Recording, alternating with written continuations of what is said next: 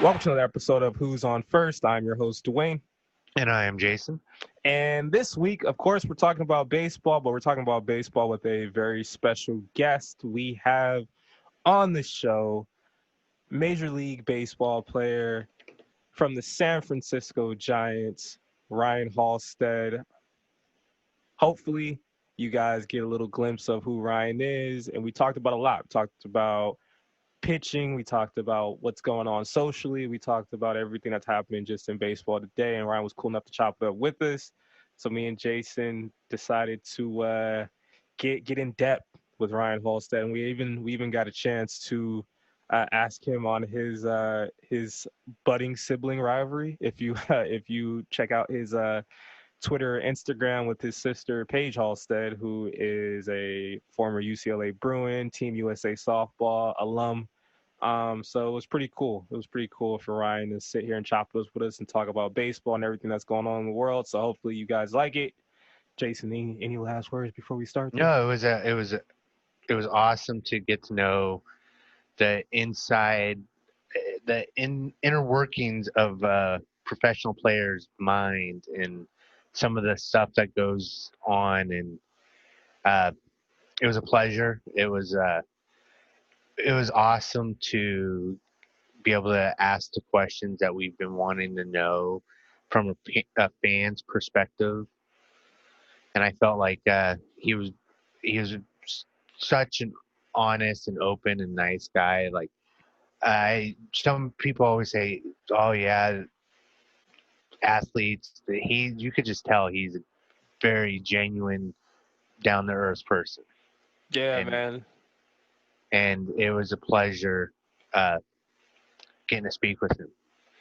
Yeah, he was a real one. It was just crazy to have someone be that open about just their life and the game and everything. So it was definitely a treat with this one. I hope you guys enjoy it. Just throw some quick plugs out there. You can follow us now on Twitter.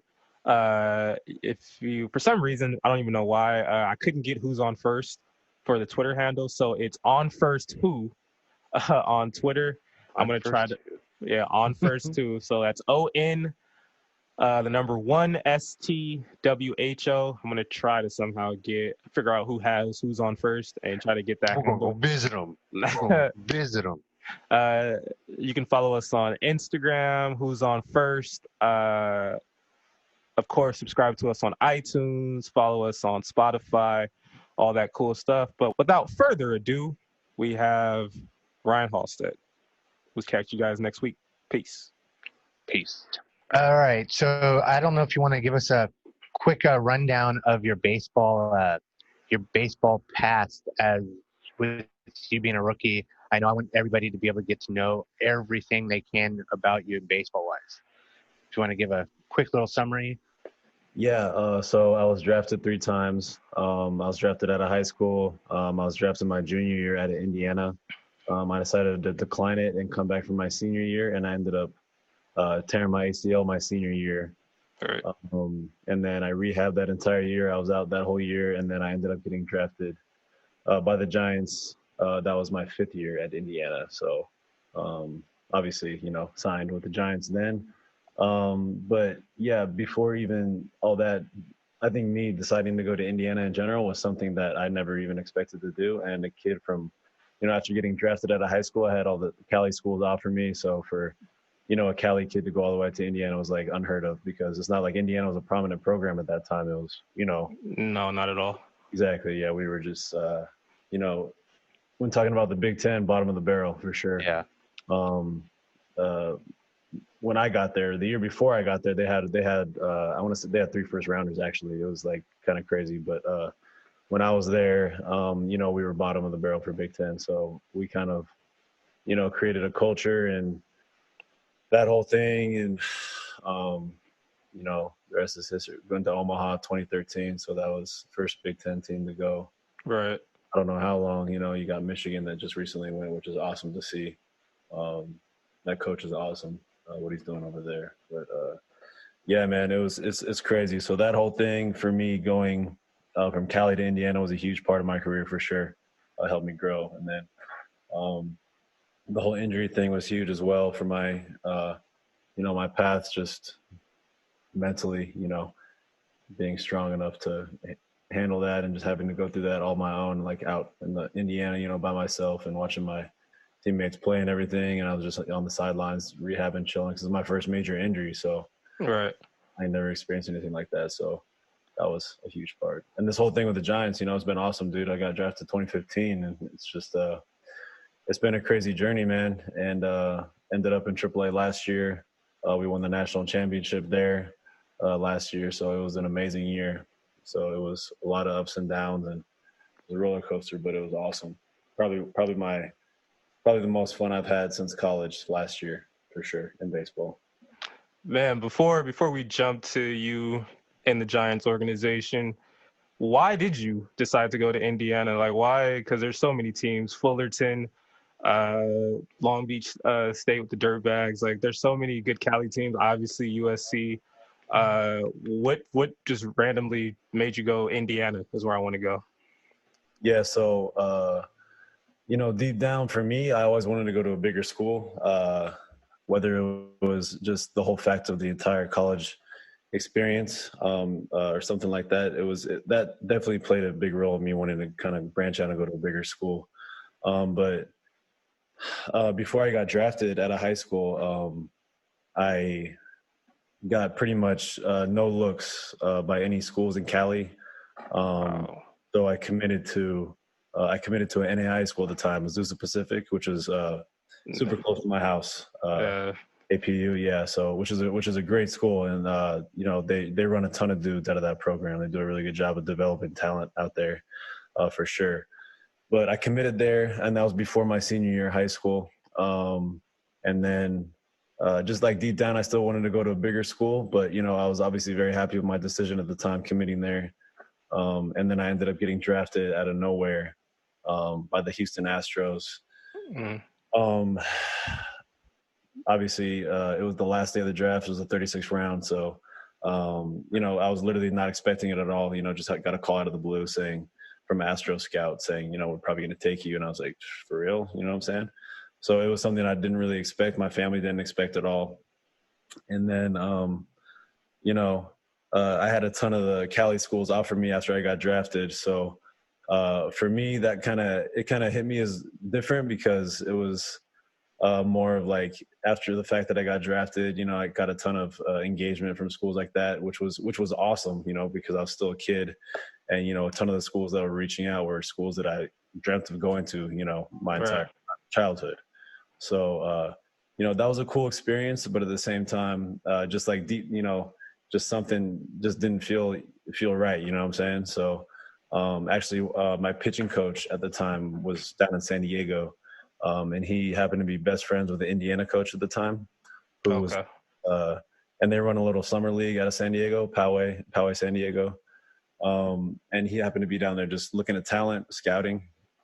And he hit me up and was like, hey, I got the Indiana coach down here.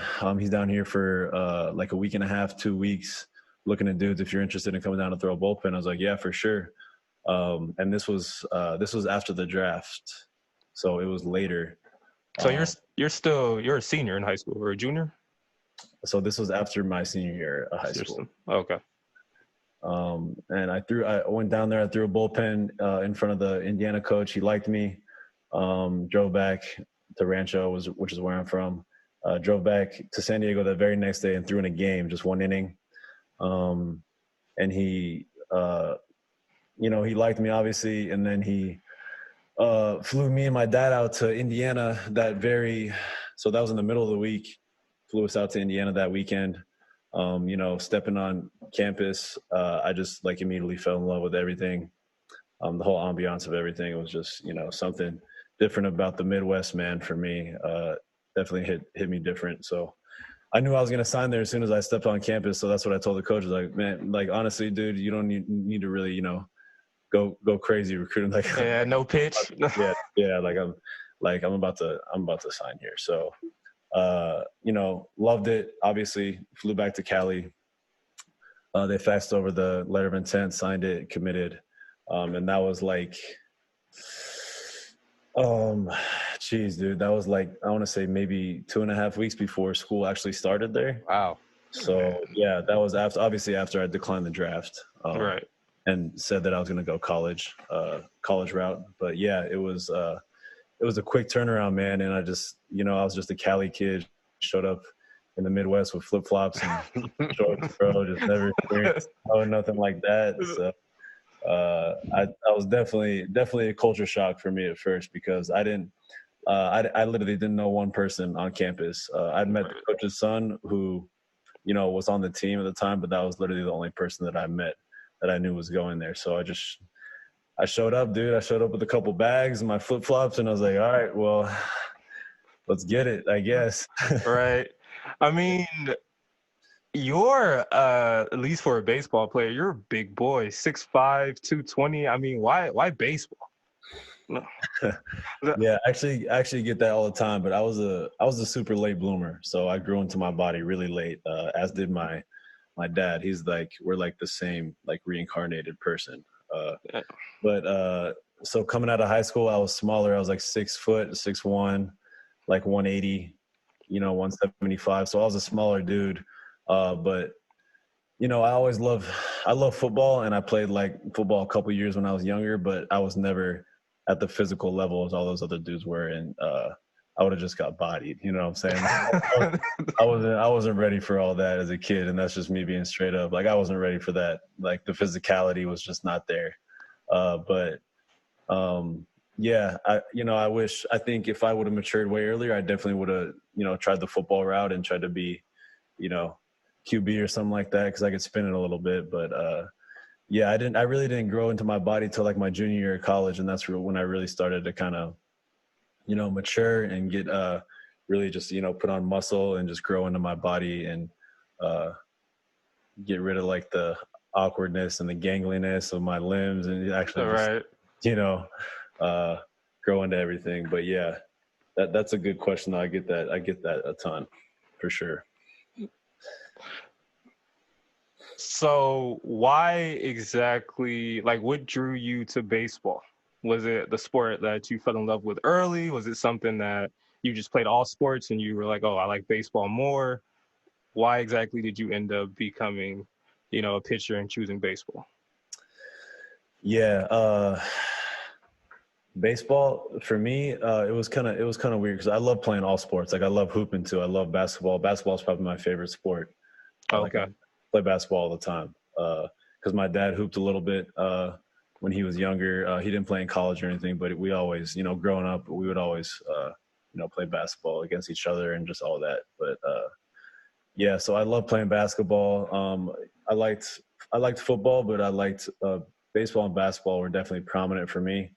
My shot wasn't there yet, so I couldn't really uh, couldn't really do hoops like I really wanted to. But What were you, point guard, shooting guard? no, man, I was just like I was the corner guy. You know what I'm saying? Stand over there. Yeah, Spot up. yeah. No, but it's a little bit different in Cali because everything's year round. So and everything's super competitive when talking about baseball, especially. So I had a couple of homies who they're really good at to be a two-way guy when talking about even in high school. You have to be kind of a dude to be able to like play football, baseball, basketball, baseball, Right. go two-way sports. So like growing up, it was always a year-round thing for me. So I like playing different sports when I was younger, but when I got to an age where I kind of had to choose a path, I always gravitated to baseball more than any other sport, just naturally, just because it was just whether it had been in the cul-de-sac, me and my neighbors playing all the time. I just loved baseball just a little bit more than the other sports, and I always kind of gravitated towards it, like I said. So, and just the fact that it was a year-round thing, it was like you kind of had to pick and choose what sport you kind of wanted to really strive for, and it was an easy choice for me. I love doing it, so ever since a kid, it was just like I couldn't put down the baseball or couldn't put down the bat. I was always doing something when it came to baseball. When it came to certain things, obviously growing up, you said Southern California boy, and then you end up getting drafted by the Giants. there's a big thing I want to know from a lot of players that make it, because obviously when you're a kid, you have that fandom. You're a fan of a team, and then you end up getting drafted. Does that ever go away? Like, you getting drafted by the Giants, was there a part of you where that was like, that's the Giants? Or like, as soon as you get drafted, you're just like, I don't care. I'm ready to ball. I'm ready to step it on the field. Yeah, no, I feel that for sure. It was weird for me because growing up, I was never really like a fan of a team per se. I was more of like athletes. So I was like fan of, growing up, obviously being from SoCal. My dad was a huge Dodgers fan. As my grandpa was a huge Dodgers fan, so I grew up going to Dodgers games. Like they were both of the Kirk Gibson game. Like they were like about it. So they would always go to Dodger games. So I just love just being a kid, just going to games, whether it be Dodger, Angel games. I just love being at the ballpark. So it was never a thing. It's actually a funny story. The second time I got drafted, we were actually playing a super regional at Florida State, and I got drafted by the Twins. And it was me and two other dudes. We were all roommates at the time, and we all got drafted by the Twins that same day. So that was crazy, but that's a whole nother story. But that's one thing, is like stuff like that is insane. You know what I'm saying? Right.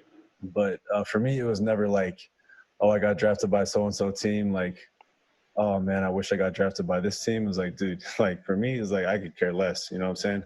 Because the end goal is always getting to the show. And just playing the game you love. So for me, it was all love. For no matter what team I got drafted by, it didn't matter to me. It was always like, okay, let's get to work. Make that dream a reality for me, for sure. There's a big thing that happened a couple months back for you. You had a video go viral, and it was of you and your sister playing catch. And one thing I wanted to know is, because like I grew up playing baseball, I played baseball in high school, and when you're so focused on sports, like you rarely get into like talking about your family and things, because like maybe you have like a couple of close friends that you end up being teammates with. But with that video going viral, is there anyone that knew that you had a sister that balled? Like actually that you played with, or that's on the team currently that knew? Yeah. So especially like throughout my community, we always she's always been a baller at softball. So she's always been a name throughout the community, and just growing up in SoCal, softball's pretty close knit.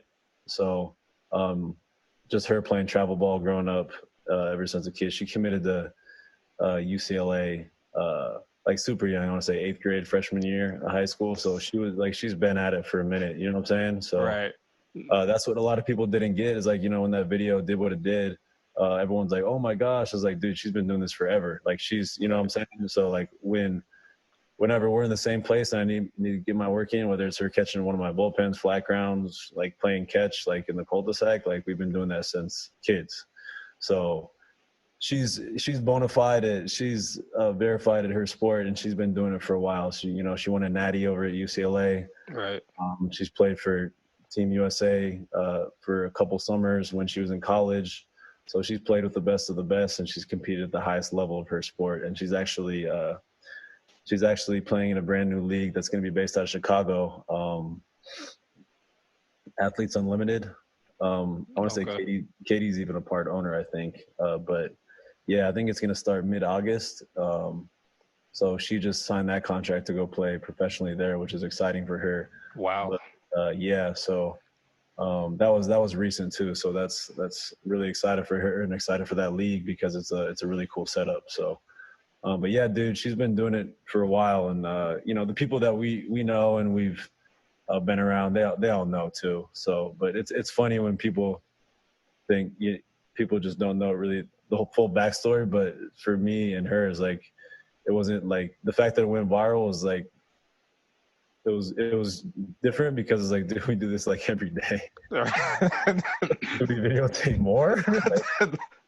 Like, what should we, like, okay, this is like, it was like just like a daily thing to where we play catch, and my pops was like, hey, I just want to videotape a couple just to like, so you could see yourself throw, you know what I'm saying? More than anything, just to like see like mechanically and stuff like that. And it was like very organic thing that happened, and it was just like she posted it out of nowhere, and it just blew up, and it was funny. Now, with her posting that, is she trying to say something? Who would you say is the better athlete in your family between you and her? Well, I know you can't really compare, but who do you feel like is a better athlete all around?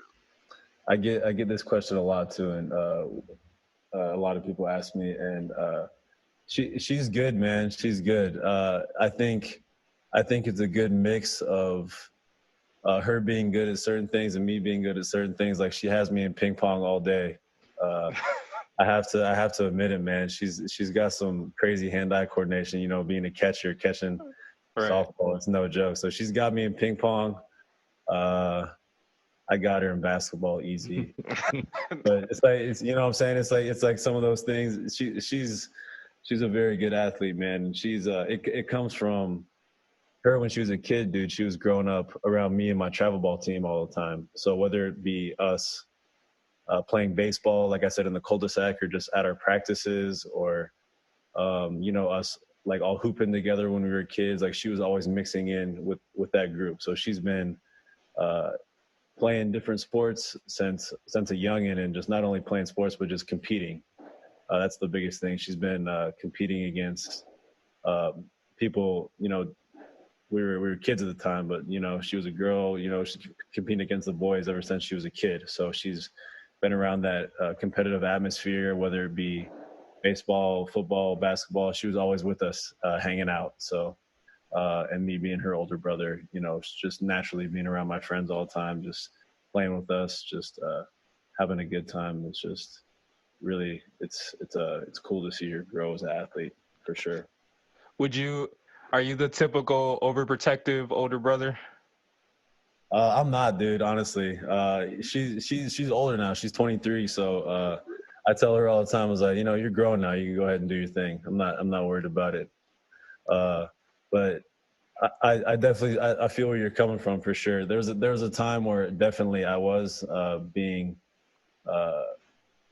you know, when she was younger, I was definitely protective, for sure. But that's just a natural thing that I think I went through, just making sure she was all good. But yeah, I'm honestly not. I kind of let her do her own thing, and just let her live her life. That's what I tell her. Is she's grown now, so just go ahead and do you. If you ever need me to intervene, I got you. But she's doing her own thing. Before we switch gears into talking about more recent baseball things, I have to get this out or my family will kill me. My little cousin, her name's Alyssa. I had told her that I was going to interview Ryan Halstead. And I'm just thinking, I'm like, you know, she's about to be in 8th grade. So she's 13, and my cousin just told me that she had got some scholarship offers because she does cross country and softball.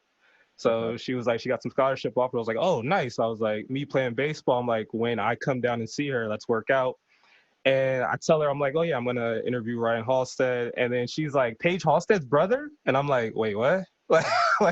So, and then she starts fanning out, and she's like, oh, my God, I love his sister. Please tell him that I'm her #1 fan. So I have to share that with you, or she's gonna be mad. So I just had to share that with you. Oh yeah, dude. She's yeah, man. She's Paige is always great. She always interacts with the fans and stuff like that. And she's always open to, you know, take time and talk and sign autographs or whatever. But yeah, you should get me and Paige in the pod together so we could talk about stuff like that. But yeah, it's cool for sure.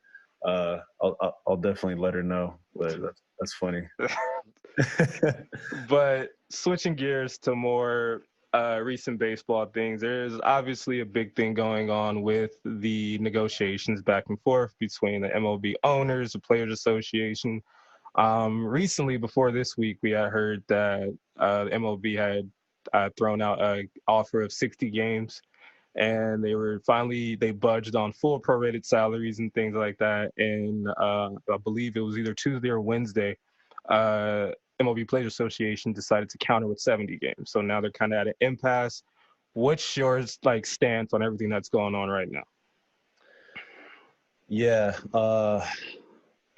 I think For me, man, it's crazy because obviously being in the minor leagues, it affects me totally in a totally different way. So, Right. for me, there's nothing really I could do to change the certain situation, whether talking about the negotiations, over that. So, for me, man, it's it's something to where I just don't really put any energy into it because if I do it, it'll just be exhausting for me. So for me, it's more of me staying in my routine, staying ready, whether we have season um, tomorrow or in 2 months. You know what I'm saying? So I'm just trying to stick to my routine and just emulate like I'm actually in season, which I've been doing since the whole COVID situation happened and we all got sent home from spring training. So just been doing that, laying low, doing my thing, just grinding, just trying to mimic being in season as much as I can. Other than that, man, there's nothing I can really do, so I don't get too worked up about it. I don't uh, talk about it much because, like I said, there's nothing I can really do currently to change what's going on. So just me putting all that energy into something I really can't control is just doesn't make sense to me. A big thing that came out a couple weeks ago, players like David Price were deciding to, pay for some of the minor league players' salaries for like a week or a month and things like that. I read something where I know that a lot of teams were giving $400 like payments weekly for minor league players. Talk about, has there been like a big strain on you financially? Because a lot of the minor league players aren't really being talked about as much. Yeah, for sure. I mean, minor leaguers in general are always kind of strapped for financially, but at the same time, the Giants have really tried to do all they can to kind of make our lives a little bit easier. They've been paying us this entire time, and they've been really good about communicating with everything that's been happening and stuff that will potentially happen for us as minor leaguers. So they've been, they've been great through this whole situation. So and just my entire time with the Giants, they've always been great with stuff like that. So it's been smoother for me just because we've been communicating with them so much and so frequently that we kind of know what's going on and what's kind of potentially going to happen when talking about season and payment. So we haven't really been blindsided or surprised, but I know, some other organizations definitely are different and their situations are different, but I can't really speak on that because I'm not a part of that organization. But I know I got some other buddies in different organizations that are in a different situation, and I don't know what the payment is like for them, but I just know for us it's been super it's been pretty smooth, and like I said, they've been really communicating with us and just helping us out that way for sure, especially in times like this, because this is something that's literally never happened before. So everything they're doing is literally on the fly, so it's not like they've had experience with this either. So it's been as smooth as it can be, honestly. Switching gears to more on the field talk, with the advancement in things like analytics and statistics and the technology coming out and the new like workout routines like drive line for pitchers, how much do you pay attention to things like spin rate, exit velocity, those things when you're like trying to get on the mound and actually think about how to get out hitters? Yeah, when talking about analytics, there's so much information out that you can really have access to, and there's some players who really take to it, and there's some players who kind of push it away to the side. But I think you could do with it what you want. So you could really embrace it and really apply it to your game, or you could really just try to push it to the side and just not really use it because everybody has their opinion on it. But at the same time, for me, I've taken to it, man. I think it really does help. And coming up in the minor leagues, getting drafted 2015, it really wasn't prominent then. Right. But the last couple of years, it's really grown into a different beast. And we got, we're talking about the Giants. We got a ton of pitch science guys. We got a ton of guys who literally just hammer down analytics and just feed you, literally whatever information you want, they're on hand all the time, and they're super good with that. So when talking about all the spin rate stuff and kind of how your pitches play to different hitters, they have so much information, man. And I think it's great because, like I said, you can use it or you don't have to, right? It's up to you. That's what it's your career end of the day. So, but I like it, man, and I've used it. I used it especially this last year, probably more than any other years, and I really found out how to kind of apply it to my game and kind of better my pitches and better my sequencing to hitters and just seeing how my stuff plays and pitching to my strengths and not trying to be a pitcher that I'm not, and just using what I have and trying to maximize everything that I have when talking about my pitch arsenal and to see how it kind of plays the best, and just using all that to my advantage and just rolling it out on the field when game day comes around. When it comes to like in game, a lot of pitchers, after games, they'll say things like, I didn't have a feel for my slider. I didn't have a feel for my curveball. So I went to, I stayed with the fastball and things like that. When you saying that you have embraced analytics, do you still have to have like the feel aspect still like in the back when things are actually playing out on the field? Yeah. End of the day, it's different once the ball gets rolled out and you're competing on the field, right? So there's definitely days where I don't have for example, I don't have my slider, I don't have my cutter that I would like to have, you know what I'm saying? But at the same time, when it comes to analytics, it just basically gives you a basis of how your pitches play overall and in certain counts against certain hitters. So when talking about that, it's more of me using that as a game plan coming into the game. And then obviously once you get to the game,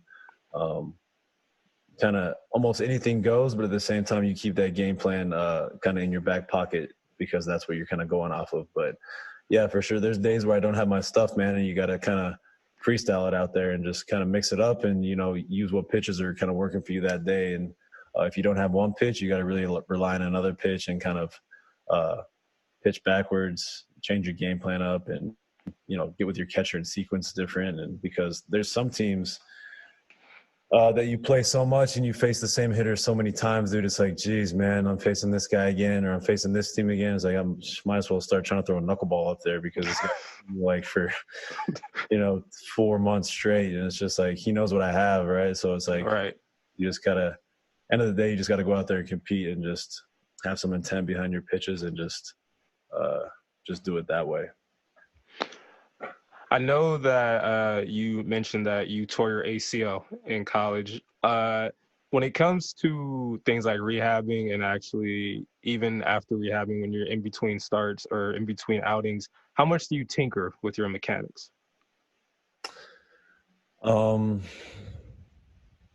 Honestly, for me, it kind of varies. So for me, last year, for example, I was a reliever halfway through the year. Then I got transitioned into being a starter the second half. So that was a whole experience that I've never thought would happen. And it was something I've never done before. So everything that I was doing was kind of brand new to me. So when talking about routine and everything, I had to switch everything up because my routine as a bullpen guy is completely different from me being a starter. Because bullpen, you have to be mentally locked in every game, right? Because I have an opportunity to pitch every game, whether it be an inning, a batter, a pitch. You know what I'm saying? So when I transitioned to being a starter, it was a little bit different because obviously I was throwing every 5 days. So, for example, I'd have my start day and then I'd have one bullpen day in between my next start. But those other days, I kind of had all that time to clean some stuff up that I felt like I wasn't as sharp at, or really just like work on my body and just really get in the weight room and stick to a routine and build strength and endurance that way, because I was going from a guy who's throwing 1 to 2 innings, sometimes 3, to a guy who was expected to throw 4 to 6 now consistently. So, and obviously I was getting built up after every start. My pitch count was going up in like a 10 pitch increment, but it was something that I'd never done before. And, but I loved it. Starting was great because I was really able to get on a routine that I think really worked for me.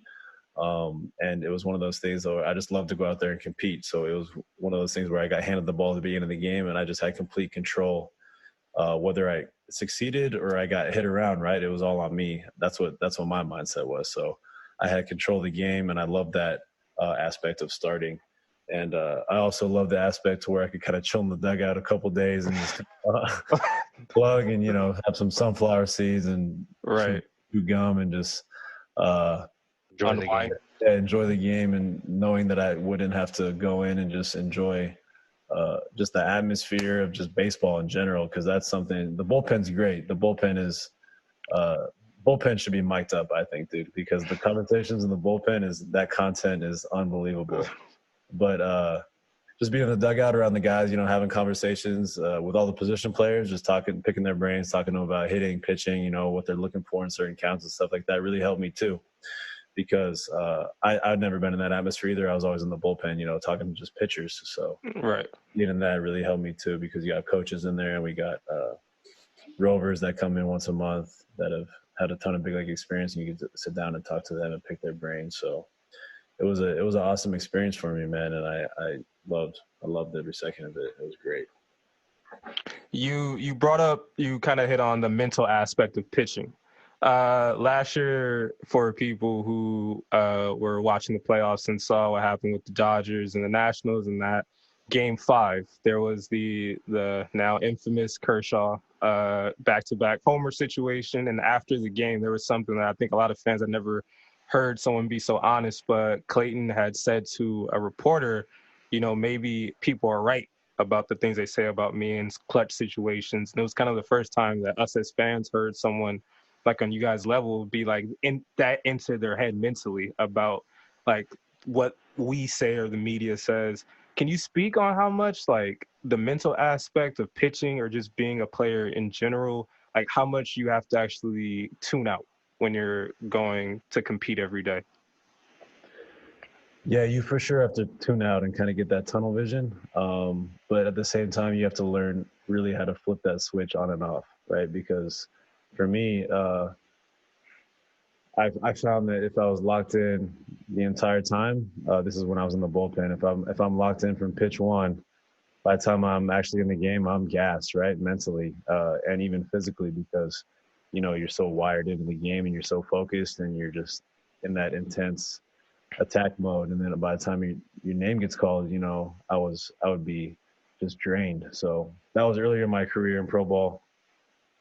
And then as the years go on, you kind of learn how to, like I said, flip that switch and learn when to lock in, when you have time to just kind of not even mess around, but just talk to the guys and just keep it loose and just enjoy the atmosphere and just talk baseball in the bullpen, or whether it be in the bullpen dugout, whatever. Just learn how to find that happy medium of intense focus and learn when to turn it on and turn it off, because it's true, man. It can really get to you mentally. There's been a ton of times where me pitching, I'd have a bad outing, and then all of a sudden you can't go back to the hotel and let it affect you, because I might have to pitch the next day. So if I go out there and get shelled and give up 5 runs, I can't crumble internally or mentally and be like, man, my season's over with, man, because I could go out there again that very next day and it could happen to me again, right? You have to really learn how to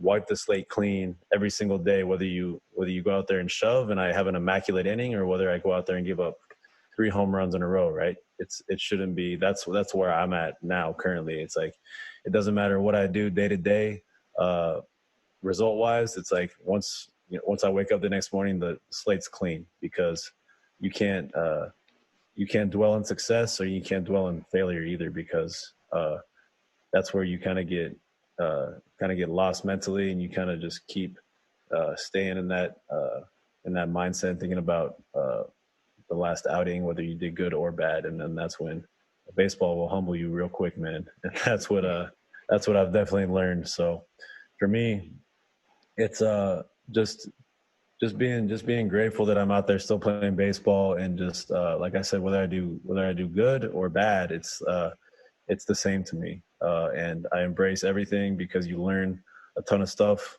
when you have a bad outing, and you learn a ton of stuff when you have a great outing. So you have to learn how to apply both of those to your game and have it ready for the next time you go out there and compete. Because if you dwell on stuff like that, I know for me personally, it did nothing but hurt me, because I would just be living in something that didn't matter anymore, because it's already done with. You can't change it, right? You can't control anything that already happened. So Right.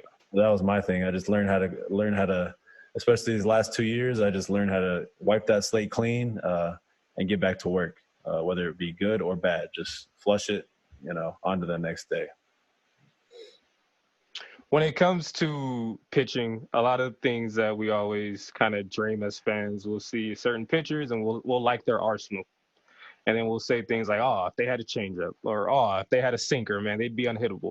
Can you speak to what actually goes into adding a new pitch to a repertoire, like the actual time it takes to actually, or is it something to where like you kind of know your arm and you're like, I don't think my arm is able to actually throw that pitch? Or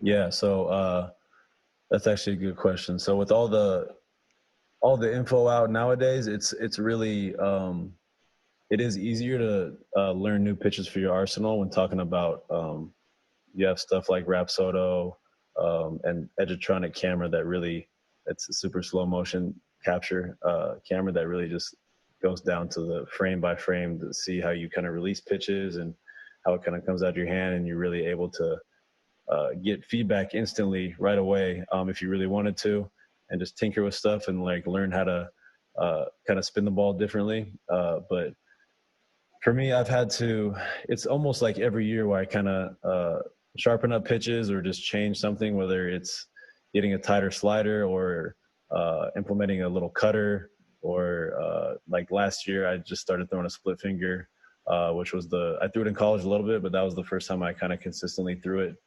So for me, it's kind of year after year, you kind of have to reinvent yourself with the pitcher, whether it be learning a new pitch or just changing your game in general.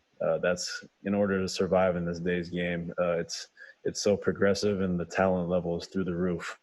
So if you kind of show up year after year as the same guy with the same mix, granted, some guys can get away with it, but I know me, I kind of had to consistently change some stuff up, whether it be how I sequence hitters or my actual arsenal itself. I'm talking about my pitches.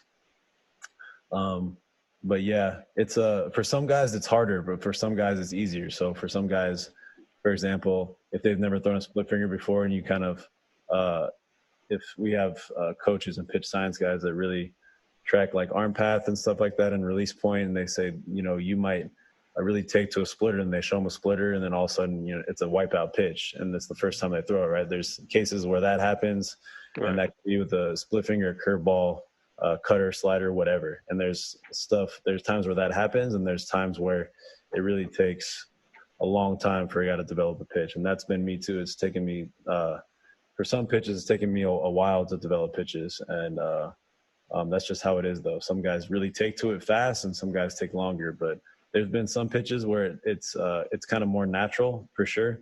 But there's also cases where it's taken me a minute to get it down, because it's definitely not easy to all of a sudden pick up and learn a brand new pitch and try to roll it out in the game.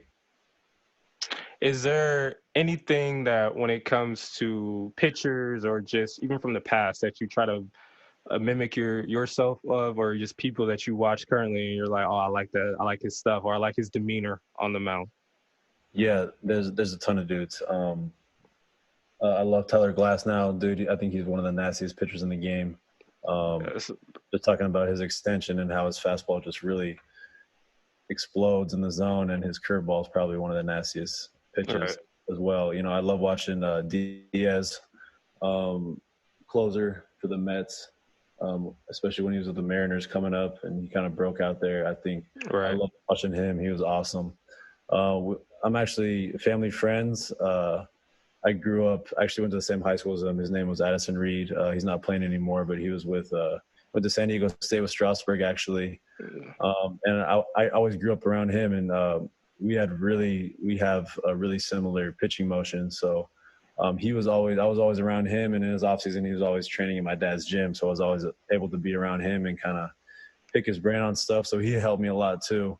But he's always somebody I looked up to for sure because I've known him forever. So he had a ton of success at the big league level, and he's done now. But he's definitely been a mentor for me for sure. But that's I have a ton more, but those three guys for sure stick out in my mind. That I'm like, dude, these guys are.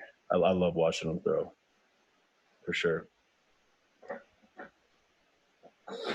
Is there?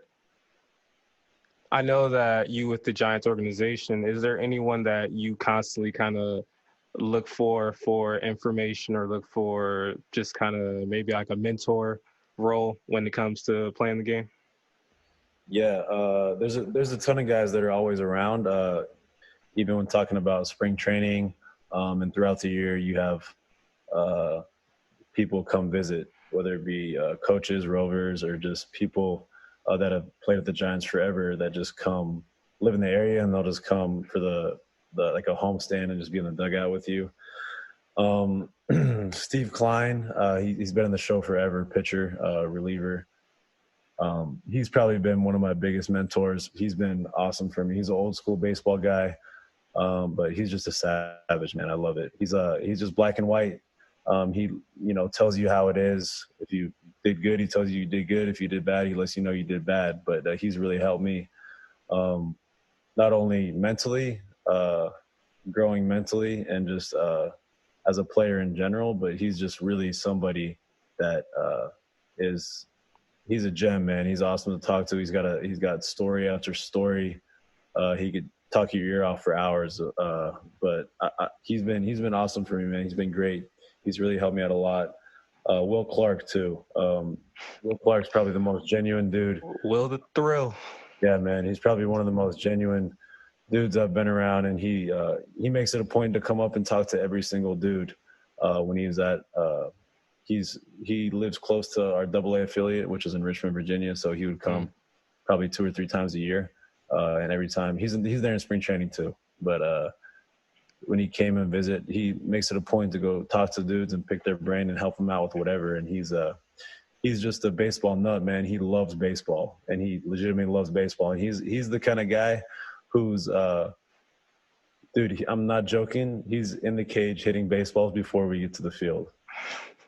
That's a savage.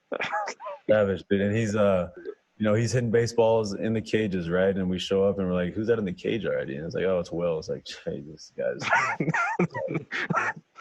but yeah. He's probably one of my favorite dudes too. And every year we got a ton of Giants greats that come talk to us. We got Willie Mays comes and talks to us every year, man, and that's just a blessing in itself because you talk about a light in this universe, man. He's not only is he arguably one of the best players to ever strap it on, but he's just he just loves being around the guys. And dude, it's crazy. We'll get packed in a room with 200 plus guys, and his voice still projects throughout the room. And they just hand it over, and he's got story after story, and he just lights up the room every single year, and it's always different. It's never the same. And he's just, to be able to experience him in a situation like that is just, for me as a kid, he was one of my favorite players too. Just watching, growing up around baseball, always seeing Willie Mays highlights, and then to be in the same room as him, listening to him talk baseball is insane. And then you got Barry Bonds and stuff like that coming in, and it's just like, dude, what's going on, right? But it's just, the Giants organization is pretty special, man, and just to be able to be around those greats pretty consistently when we're in spring training, and it's pretty special. And it's crazy to take a step back and actually realize the kind of baseball minds that I've been able to be around with and just experience. And it's been a blessing, man. It's been crazy. You bringing up Willie Mays, Barry Bonds, obviously I'd be remiss to bring up what's going on today socially. So there's a lot of people who are choosing to use their there's a debate on should athletes be able to use their platform when it comes to social issues. What are your thoughts on that? I think what's going on right now, especially with baseball, and you got a ton of dudes using their platform, and Absolutely, as they should. You know what I'm saying? It's such an outlet for them to not only impact lives, but just speak their truth and just share their experiences. And social media is insane nowadays, right? It's Right. you could touch so many people, and you could reach so many people with just one single post, or uh, whether it be uploading a video talking about speaking your mind on certain issues, right? So I think it's great what's going on right now, and guys just getting out there and really advocating for change and everything like that is just it's just awesome to see, man. And it shows you how far it really can go when you got a ton of dudes that are just coming together and just really speaking their mind and just really putting stuff out there in the air that in the past I feel like didn't really happen, especially with baseball. Right. You had other sports that were kind of more proactive in that sense, but I feel like baseball in the past wasn't really one of those sports that was taking that route. But during this time, especially, and I have a couple of teammates that are actually, very active doing it daily. So it's good to see that for sure. And it's just good in general to see people using their platform, like you said, and speaking out and creating waves and just everything like that, because that's what, they're not only athletes, right? They have a choice to change people's lives, whatever they choose to do. So it's great to see, and it's just something that should be done for sure. Last episode, me and Jason had a debate on baseball turning over into a youth movement, and we were feeling like baseball is one of the only sports that kind of gets the rap of it's a traditional sport. It's not really a sport that you can be extra flashy on, but then you see sports like you said, you're a fan of the NBA, the NFL. They've managed to market their players and their personalities great.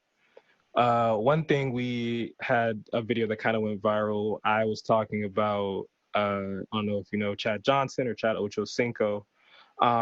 Back in 2005, he had the infamous list where he had a list of all the cornerbacks he was going to face, and he kind of called them all out and said, "I'm going to score on you. I'm going to score on you." And I kind of tweeted Nick Heath, and I was like, if you would do something like this would be dope. And he loved the idea. So now I'm throwing it to a pitcher.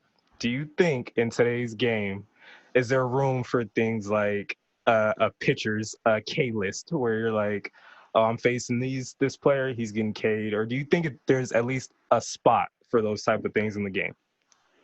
Are you talking about Nick Heath for the Royals organization? Yes. Okay, yeah. So when I for Watch Momentum, I was out there actually throwing live ABs, and I met Nick out there. So that was when I was throwing to my sister. But I absolutely agree, man. I think just anything like that with baseball, just the competitive aspects and stuff like that is just so good for the game. And I think this time, I know for me personally, like I throw live ABs a couple times a week, and it's just fun competing, man. You know what I'm saying? And I think stuff like that already goes on for sure. It's just not out there, and it's not put out there content wise. But like for me personally, I love chirping. I love having a good time, especially when, like, for me, you facing other dudes in organization and live ABs, dude, it's just fun, man. You know what I'm saying? It's all in good competitiveness, and you just get out there and you just have a good time. And it's not, for me, it's not like, hey man, how's it going? It's like let's compete against each other. Like let's see what you got. You know what I'm saying? So that's what makes it fun, and that's what makes it, for me, that's what makes baseball fun, is just going out there and competing. And you do what you do between the lines, but when the game's over with, your boys, with everybody, it's just that's just how it works. So I think there's room for a lot of stuff in baseball, man, when talking about creating content and just really marketing stuff, because you look at, when talking about the youth movement, you have basketball is just insane how they market, right? You got kids like you got Zion this year. dude, you got I don't know if you know, but like Mikey Williams, he's not even in high school yet, right? He's in He's like I think a junior in high school. Is he in high school? I believe he's in high school. I think he's I don't 15. know how old he is, but I think he's 15. So I want to say sophomore or junior. okay. But he's got like what? I don't even know how Instagram followers, but like you have so many of these basketball dudes.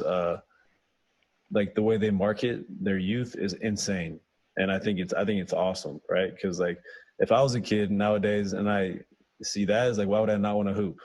Right. You know what I'm saying? Like the video content that they put out consistently is just so top tier compared to any other sport you see nowadays. You know, football is okay, but basketball is just on a whole nother wave because it's just an entire culture, and it's just like you got all these dudes who are these top recruits in high school that aren't even in college yet, and they have 500,000 millions of followers on Instagram, and they have such a great following, and it's all their following is all kids, it's all youth. Right. Like they're getting it. They're granted they're getting a lot of following of other people as well, but I guarantee most of their following is from kids and just them getting promoted through social media outlets, and that plays a huge part. I think baseball. I think that's where it starts is just marketing a lot of these kids that are currently, you know, you have some athletes. You got Kumar Rocker for Vandy. I think he's been able to create waves and talking about social media for baseball. He's been great for college baseball and kids kind of getting a spark to actually want to play baseball. That's just one example, but I think just there's so much being missed out on just creating this quality content for baseball to attract the youth to actually want to play baseball, because right now it's like everybody has a phone, so they're always on, whether it be TikTok, Instagram, Twitter, whatever. They're always seeing stuff like that, and basketball is light years ahead of the other sports. I think when talking about marketing for the youth, and I think that's a huge part that not a lot of people talk about. Is like that's what gets their attention, stuff like that. So I know if I was a kid right now, I wouldn't be thinking about playing baseball. I would want to play basketball or football or whatever, because you see all this video content of all these mixtapes they put together, Right. and all these just videos in general that are so well put together. It's like that's cool to me. So naturally, I'm gravitating towards that instead of gravitating towards baseball. Why do you think it's so hard for baseball to kind of move into that more youthful aspect? Because we see things every year comes up. It seems, people have, especially the media, they'll have heart attacks over bat flips, or we'll see teams that a certain pitcher didn't like the way a guy, if he ran around the bases too slow during a home run trot. It's certain things that it always just kind of puzzles us fans, because we're like, if you're competing and you did something well, why can't you celebrate it? Mm-hmm. Yeah, I mean, baseball is definitely traditional, but at the same time, I think it's one of those things that that's always been part of the unwritten rules for baseball, right? But you have so many people who are either they're brand new to the game and they're just starting to become a fan, and they don't really understand everything that goes into the game. So that's what you kind of get in that sense. You get what is going on, but they just recently started to get into baseball. So I know I have a ton of friends who aren't really into baseball, and they've recently started to kind of get into watching baseball, and they ask me questions like that all the time. And it's just like, for brand new people getting into baseball and trying to become fans and trying to understand the game, it's kind of hard to understand with stuff like that, because they're just now kind of branching into the game and just experiencing all this stuff for the first time. Sure. And stuff like that. So in a sense, that's part of it for sure. People who just aren't really they haven't really dove deep into the actual history of the game and all stuff like that. So that plays a part in it for sure. But I think it's getting better, man. And I think just I think this whole thing with baseball not happening currently, and all these players kind of having to figure out staying ready. And then you have a ton of players from completely different organizations that may live in the same areas, and they're all competing against each other, training with each other. It's creating I think it's creating a really tight knit community when talking about baseball, and it's just really it's doing a good thing for it. And I know the group that I train with currently, we're all from different organizations, and it's just like we've become closer, and even though we're in different organizations, we talk every day about what's going on, and we compete against each other daily and stuff like that. So I think it's in that sense, it's been pretty good for me because it's been eye opening because you just understand where everybody is coming from, and you kind of take a step back and unplug and realize what actually is important. And it's been a crazy experience, man. One thing that has been talked about a lot recently with the recent proposals is the idea of an expanded playoff. So going from 10 teams to 16, going when it comes to things like that, or just new things like a pitch clock, having now pitchers, there is no more specialist. They have to get 3 outs. How much does that alter you guys' I guess like routine thinking when it comes to the game? Yeah, I mean, for me, it doesn't really affect my mentality much. It's more of, it's kind of just something I don't really think about, to be honest with you. But when talking about expanded playoffs, I think that's something where there's opportunity for a lot of guys to play, or a lot of opportunity for guys to get called up to where as if they wouldn't have if the season was normal, right? And expanded playoffs, just obviously you're going to expand your roster for playoffs. Right. I would imagine. I don't know what's actually in the deal and stuff like that, the ins and outs of it, but it's going to just create a lot more opportunity for not only minor league guys, but 40-man guys, fringe guys who are just on the brink of getting called up.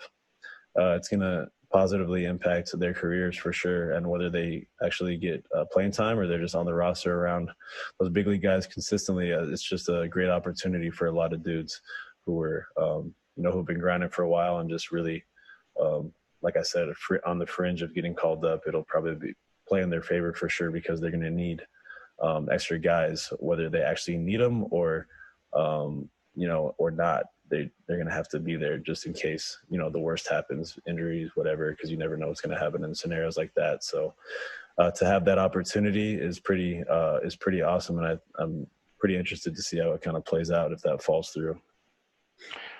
When it comes to training, because you mentioned you've been training with a lot of other players and organizations, like talk about the actual aspect of training as a baseball player, because we see things like the training with NFL players, basketball players, but baseball, there's always a long running joke that, you can play baseball till you're 45 and you can have a beer belly and you can still be good at the game.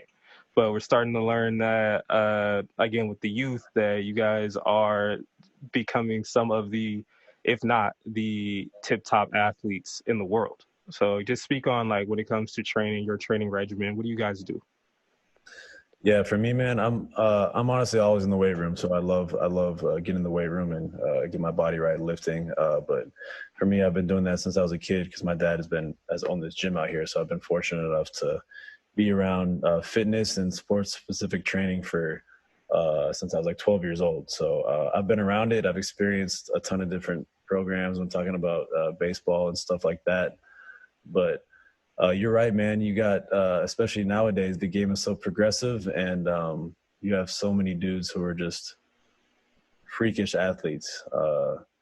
It's insane. So you got guys like Aroldis Chapman, who's just an absolute animal in the weight room. You know what I'm saying? All right. Not only does he throw cheese, but you got like guys like him. You got, I don't even know. You guys. Yasiel Puig. I was about to say, dude, I saw Puig in person one time. I'm like, dude, this dude is like truck. He's huge.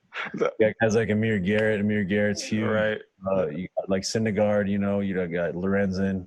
Mm-hmm. You got guys who are, they're not just regular dudes, right? They are freakish athletes. Right. And so you're really seeing a shift in training, in regiment, and guys really taking their programs to new heights, because in order to keep up with everybody, you gotta really take your training serious. And granted, you have some guys who, when talking about pitchers, you got guys who don't need to be in the weight room a lot because their body just moves so efficiently, and we're talking about mechanics. Everything's so clean to where they don't really need to be that animal in the weight room. But then you got guys who, you being that animal in the weight room is really beneficial for their specific body type and how their body moves. So you have a ton of different variants and a ton of different aspects, just like you do in every sport. If you're a wide receiver, you're not going to lift like a lineman or defensive end, right? You're going to have a different training regimen. So that comes with everything. That comes with being a pitcher, a position player. It's all different. It's all variants. But like you said, there's a lot of baseball players in the game right now that are pretty impressive athletes, man. And it's only going up from here. You're just starting to see a lot of dudes who are just pretty impressive, especially when they put the uniform on. They're pretty big dudes out there. Do you have a baseball bucket list? Because obviously, and we know that nothing's promised and everything can be short. Do you have any things that you put on your list that I have to do, or any milestones? Yeah, I mean, obviously, top of the list, debuting in San Fran. My brother actually lives up in San Fran, so the whole thing debuting with the Giants is something that's been on my mind ever since I got drafted. So, obviously doing that is at the top of the list. I think everything else comes secondary for me. It's just kind of when it comes to goals like that, you just gotta, once you get there, it's kind of you got to build from there. But that's always been kind of a tunnel vision goal, and just being at the top of my list is just debuting. Obviously having the family there, you know what I'm saying? That's just something you dream of as a kid. Just being able to experience it with the people you're closest to and your loved ones is just something that you can't duplicate. So just to be able to knock off that experience would be pretty special to me, for sure. I don't have too much more questions. I don't know, Jason, if you got anything. Well, the only one I have two, and there's more of the corny stuff. Dwayne's more of the guy who gets in deep. Me, when you were young and you're pitching in your backyard or in the cul-de-sac throwing against the wall or whatnot, who was always that one person you were going to strike out? Who was that person you were always pitching against? Dude, it's funny because I didn't even start pitching consistently until I was in college. Okay, so when when you were batting, speaking of, who were you? He's talking about freakish athletes. I didn't pitch until I was in college, so I mean, so I pitched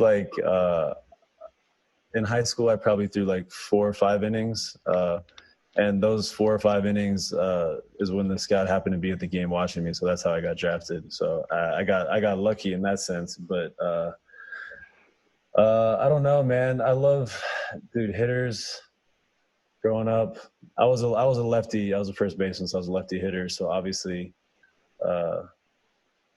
Deion Sanders is one of my favorite athletes all the time. I love watching Deion, not only baseball but football as well. Obviously, Griffey and Griffey Jr., Ichiro. I love watching Ichiro as a kid.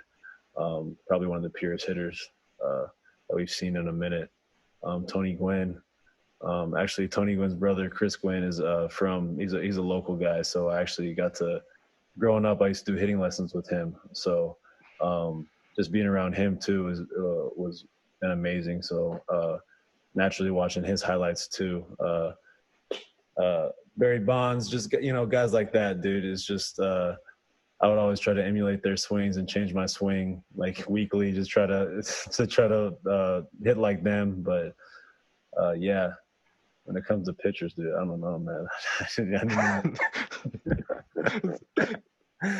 What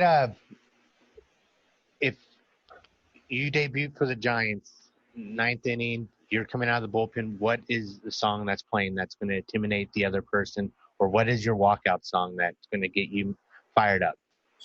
Ooh, I like talking walkout songs because it usually changes every year. I'm a West Coast guy, so I usually stick with rap either.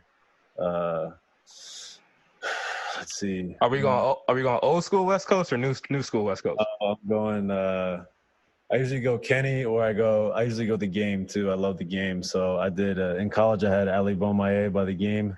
Okay. They weren't ready for that in Indiana though. We're going Jesus Peace blasting through. No, not Jesus. No, but I had Ali Bomaye for like I had that for like 3 years in college. I had a J. Cole for 1 year. But it usually changes, especially during the year because the season is so long. So there'll be times where I'll just change my walkout like monthly, just if I'm feeling it, just to kind of switch stuff up. But yeah, I usually try to stick to West Coast. Man, That's funny because, dude, when I had that walkout in Indiana, it was just like people were like, "Who is this kid? What is going on?" So let's get to off the field to know you personally. When it comes to, you just said you like rap, West Coast. What are some things off the field that people might not know about you? Off the field, I love to cook, man. I throw it down in the kitchen. I love cooking, whether it be cooking in general, baking. I love doing stuff like that. It's just kind of an outlet for me. But I've always, my mom is huge into cooking and stuff like that. So I've always been doing it since I was a kid. I love music. Music's therapy for me, man. I love making playlists. I just love vibing out to music in general. And I love fashion. So I love to dabble in fashion later on in my life and do something like that. But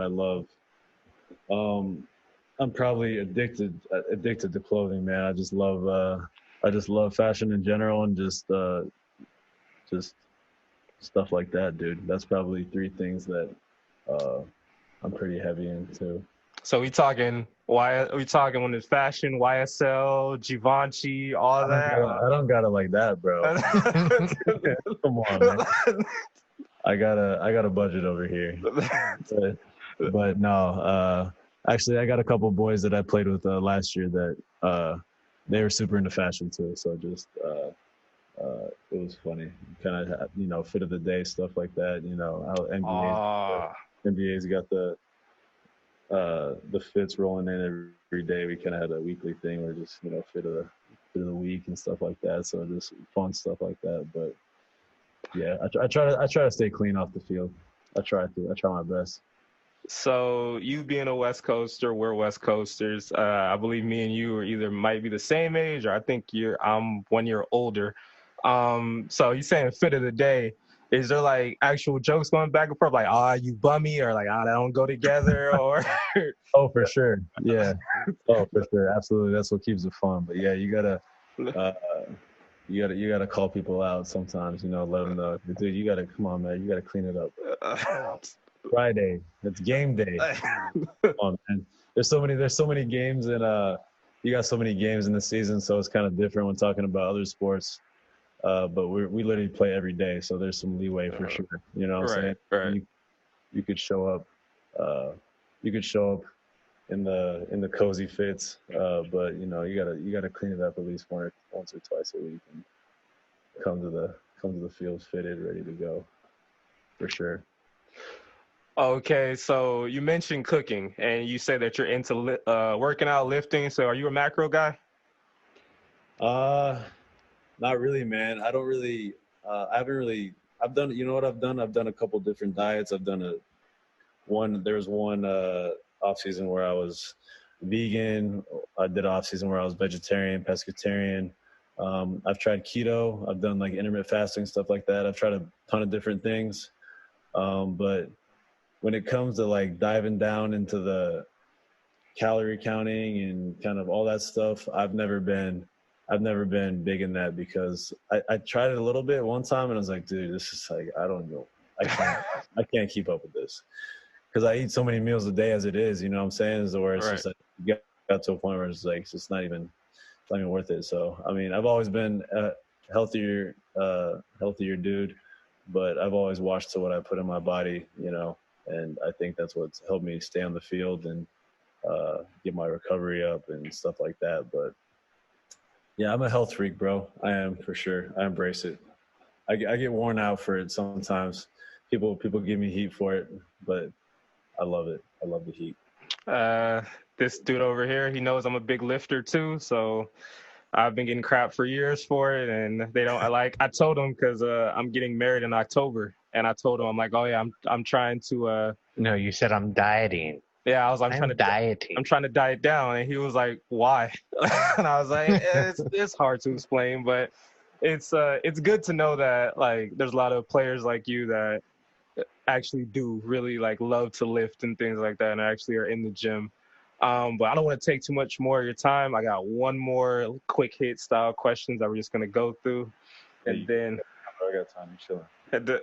So quick hit segment right now. Just I'm gonna throw some questions out. First thing that pops into your head, you shoot an answer on. So first thing you grab before a game.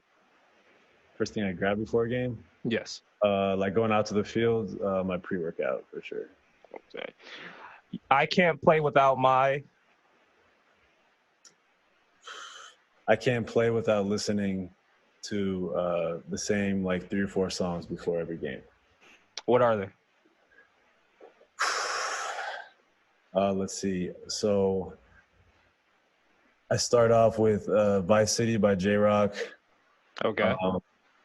That really gets me kind of hyped up. I switch it over to Love on the Brain by Rihanna to kind of mellow me out. Give me that cool mindset. And then so my grandpa's favorite song was My Way by Frank Sinatra. And I ended off with My Way by Frank Sinatra, and that really zones me in. I don't know how Love on the Brain got mixed in there, bro, but yeah, I was about like my fiance loves that song, and I'm like, what? Yeah. Hey, song's fire. It's fire. It's fire. So one year I was in low A, and I was not doing well, right? And I tried to like create a routine, and that started to be part of my routine, was to like listen to those 3 or 4 songs. Sometimes I mix in, like, swap Love on the Brain with some other song, but it was always Vice City, and I always ended with My Way. If I didn't listen to those songs, bro, before the game, I felt off. You know what I'm saying? So when I did that, it just really, more than anything, it just got me in a good mental. It got me in good headspace, and it really just got me locked in for the game. But yeah, I have to do that. I have to do that before pretty much every game. If I know I have a good chance of playing, I have to do it for sure. So would you consider yourself superstitious? Yeah, I mean that's definitely like that's crazy. If this show's on, I have to watch it. I've been on Money Heist. I've been watching Money Heist on Netflix. All right. I wouldn't say I'm watching it. I've been crushing it. Just nonstop. Are you a Ozark fan? Love Ozark. Man, I had to catch up because of everything that's going on. Now I get to work from home. I caught up on that, and I was like, why did I stop watching this? This is amazing. Yeah, I crushed Ozark too. And I crushed this was like 2 years ago. When I crushed Game of Thrones. Mm-hmm. You a Thrones guy or no? No, I'm not. I can't get into it. I can't get into it. That was my thing, and I went through the whole thing. Everybody talking about it on the bus and everything. Always talking about it. So there's one off season where I just came home, and I literally just crushed all.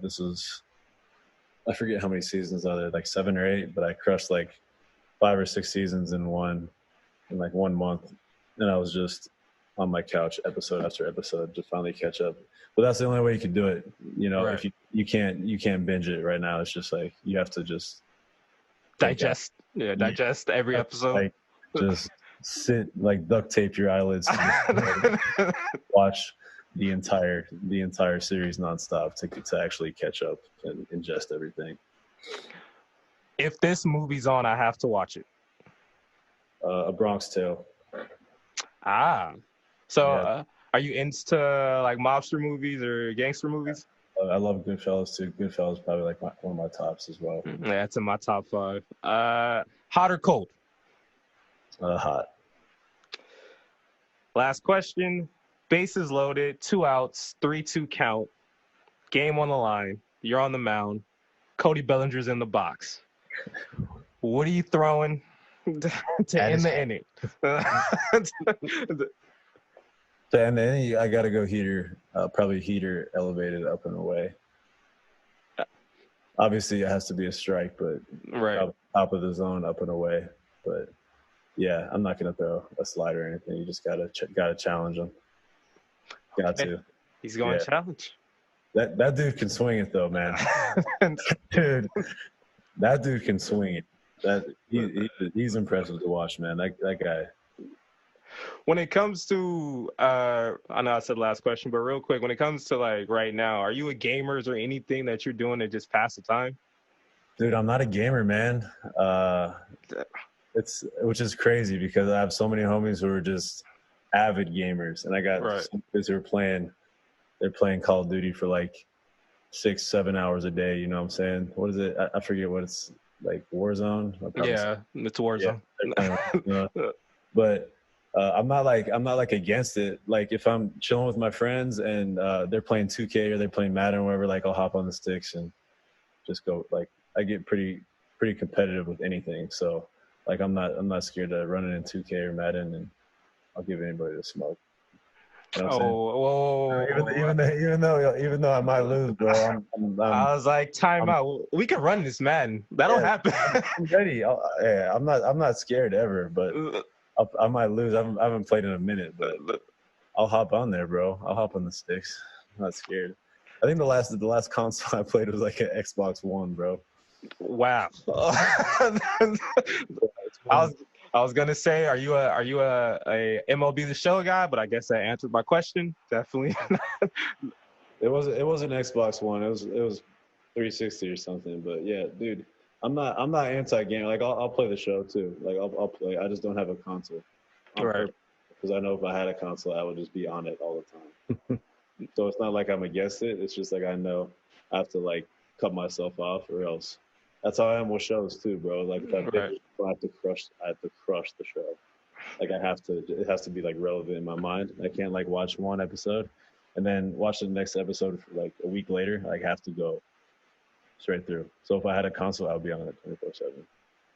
If I had a console, I'd be smoking you in Madden every single day. That won't happen. I'm like, we got playbooks over here. Who's your team? Who's your team? I'll run with the Steelers. The Steelers? Steelers. I'll run with last year's Steelers, and it won't be a competition. Stop. We can run that whenever you decide to get a console. We can run that. I'll beat you with the Chargers, bro. What was that? I'll beat you with the Chargers. Nah, well, I'm not gonna. Let me just say, competitively online, my squad was the Chargers because Gordon Rivers was kind of nice, but I'll take that. Yeah, you're a Cali guy, so I'm surprised you said the Steelers. Nah, yeah, because I mean, well, like for us, before all this, we had the Raiders. At one point. Yeah, at one point, but Steelers since I was a kid, had to. Yeah, well, I've always rode with the Ravens, honestly. I don't know why, but just because Lamar, bro. No, no. I used to always like the Ravens. I don't know why though, but yeah. I'll still give you the smoke in Madden. I got you, bro. I'm not scared. We got to see this. This is documented. So when I beat him, I'm gonna run this back. It's gonna be on the show, so you guys will see what happens. What happens if he beats you? Hey, it's lose for you, bro. I haven't played in years, so it's only up for me. If I lose, I'm supposed to lose, so it's all on you. You're gonna be nervous, bro. You're gonna want to have a towel around your neck. Your palms are gonna be sweaty. You know what I'm saying? There's a lot of talk going on right now. We'll see when them sticks get in the hands. I don't know. It always happens. But of course, thank you, Ryan Halstead, for being on the show. I appreciate you just even hearing me out on me wanting you to come on the show. I appreciate you stopping by and chopping it up with us on baseball. I hope you'd be willing to come back. Hopefully there is a season that we can talk about and review down the line sometimes. But I just thank you for coming on. Thank you for your time. Yeah, bro, absolutely. It's a pleasure being on. I appreciate you reaching out, dude. And like I said, I'm always down to talk baseball. I'm always down to hop back on the pod and talk about whatever. Maybe we could talk about me smoking you in Madden. Maybe that would be a discussion. But no, I appreciate you reaching out, man, and I appreciate you letting me hop on here and talk baseball. It's always fun talking baseball. We appreciate the time, man. As we always say, now we can't really say it because there's no baseball going on, but we'll be back next week. Hopefully there's baseball. If not, we'll have to find something to talk about, but most definitely it'll be baseball. So we'll see you guys next week. Let's go. Let's go.